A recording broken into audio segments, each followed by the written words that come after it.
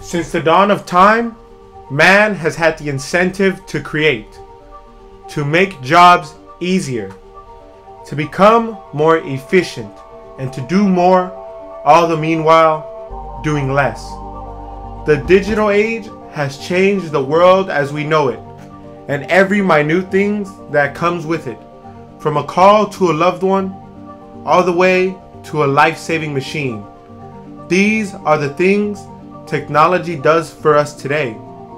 But what did we do before? When we needed something to be done and there wasn't a computer to help us, or there wasn't machines to help us construct things, what did we do? And even though technology has helped us in so many ways, how has it hurt us? The first tool ever created was 2.5 million years ago and was used to hammer things in place. Although not very advanced, it shows us just how far we've come, from the tools of the Stone Age to the bustling streets of New York City. The digital age has changed the way we live, but have you ever thought to yourself, what did we do before the digital age? When we had huge calculations to do, people didn't just have a Texas Instruments calculator lying around to do their work for them. They had to go about doing things by any means possible. One of the most famous cases is that of Katherine Johnson. Although during her time was the commencement of the digital age, the system was mediocre at best and could not possibly be used, especially in a situation where the calculations needed to be exact. This is where Katherine Johnson stepped in. She did all the calculations manually, which, as you'd expect, took immense amount of time, but yet was still able to be accomplished. On Earth, officials called on her to verify the computer's numbers because Glenn asked for her personally and refused to fly unless Katherine verified these calculations. Johnson later worked directly with digital computers. Her ability and reputation for accuracy helped to establish confidence in this new technology. She calculated the trajectory for the 1969 Apollo 11 flight to the moon. And in 1970, Johnson worked on Apollo 13's mission to the moon. Once the mission was aborted, Johnson's work on backup procedures and charts helped safely return the crew to Earth 4 days later. Katherine Johnson is only now just beginning to get widespread recognition that she deserves. And in 2015, she was awarded the Presidential Medal of Freedom. And a movie about her life and her colleagues titled Hidden Figures at NASA was released in 2017. Katherine's mother warned her about the difficulties that she would face as an African American woman in Virginia. And she simply replied, "Tell them I'm coming." The same is true of many other problems we might come across, whether it be working on sending astronauts to the moon or finding the area of a circle. Prior to the digital age, everything had to be done manually, whether it was a pencil on paper or a nail to a hammer. The digital age brought us to the point of automating many jobs that once would have taken many workers can now be done with just one. Immense calculations that had to be done manually now can be done with the simple press of a key on a keyboard. A famous example would be of Deep Blue, a computer program to play chess. A computer that would go toe-to-toe with one of the greatest chess players of all time, Garry Kasparov. It was the work of a generation of impassioned computer engineers and programmers that led to Deep Blue. Human chess champion Garry Kasparov was being challenged, really, by other humans. They were arguably as brilliant as Kasparov, and no less disciplined and determined. They passionately believed they could teach their machines to surpass the performance of the human brain. The programming pioneers of the late 1940s knew and respected chess. It was a smart person's game and a worthy challenge. But after all, What a grandmaster did was just look ahead and analyze various possibilities, wasn't it?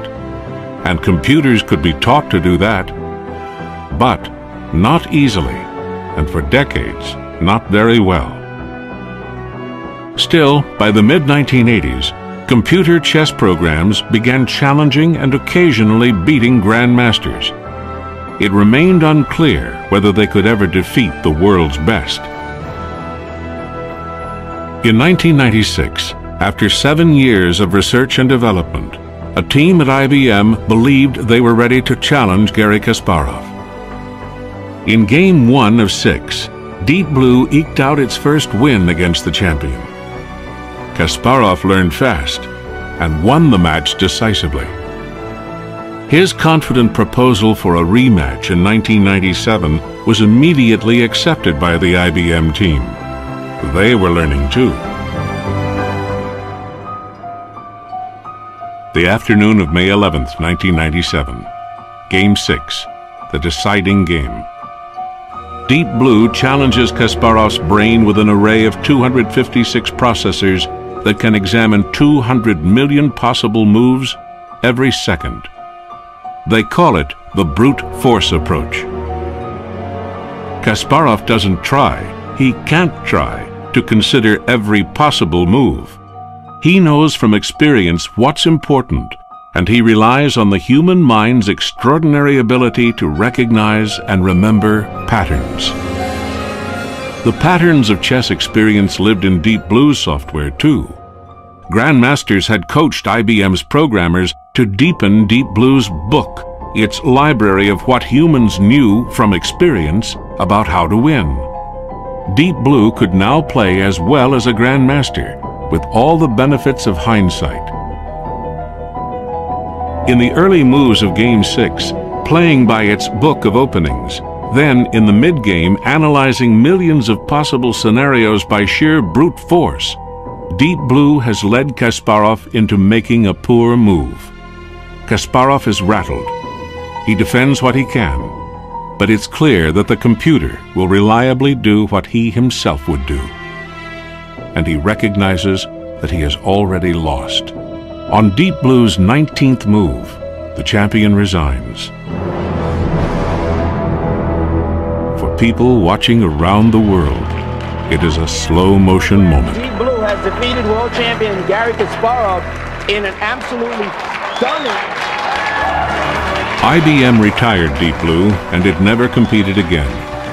But the improvement of chess software did not stop in 1997. Today, inexpensive computers, with their large memories and sophisticated software, can play chess as well as Deep Blue did with its massively parallel processors. Yet Deep Blue versus Kasparov was justly called historic. The programmers had proved it was possible to build a chess-playing machine that could defeat the best human opponent. Nevertheless, the machine they had built did not play chess by thinking in the same way a human does. A machine that can think remains the dream, and it's still many years and quite a few startling breakthroughs away. It showed not only that a human could lose to a computer, but it also showed that a computer can be better than a human at something. That a computer could think hundreds, if not thousands of moves ahead. It prompted the question, if computers can beat us at that, what else can they beat a human at? Can a computer be smarter than a human? Can a computer do what a human does, only infinitely many times better? With this idea, fear had been struck into the hearts of many people. People from around the globe losing their jobs to automation. The digital age has brought both reassurance and fear, spawning a mentality of that similar to iRobot, where the machines rise above humans and overthrow us. This point is more commonly referred to as the AI singularity. One could make the point that one of the big issues of the digital age is addiction to social media and how it diverts our eyes from the real world. However, it allows us to be more connected with other people than ever before and talk to family members across the world. It allows distance to no longer be an issue. Like all things, there's always good and bad. The same is true of technology. We can do things we could never do before, but has also made us disconnected from our physical world. How would we solve this? Well, the answer is simple. We don't. When books became popular, they said the same things they do about phones, that they make people dumber and don't allow them to be connected to the real world. These issues are issues that have been around for a much longer period of time, except it is the medium that changes. Instead of books, it is now cell phones. It has created problems, but it has solved many more. Technology is both a blessing and a curse.